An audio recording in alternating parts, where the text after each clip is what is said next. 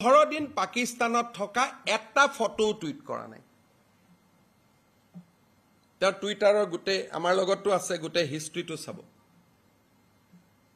এই মানুহজন খুল্লা পাকিস্তানৰ এজেন্ট হয় আৰু বহুত ডিপলি ৰুটেড নহলে মই যদি আজি বাংলাদেশত যাও পাকিস্তানত যাও মইতো টুইট কৰিম ন কোট গৈছো কোট খেলিছো কোট গৈছো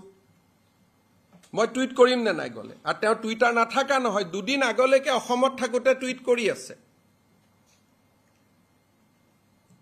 আৰু এতিয়াও প্ৰেসিডেন্ট হোৱাৰ পিছত ফুটি কোনখিনি মানুহৰ তেওঁৰ ফেসবুকত চাবকছো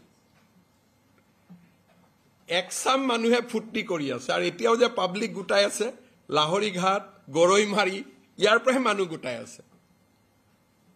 কোনো অসমীয়া মানুহে জিন্তু গগৈ মৃত্যুক পাহৰি নাযায় কোনো অসমীয়া মানুহে পেহেলগামৰ ঘটনাক পাহৰি নাযায়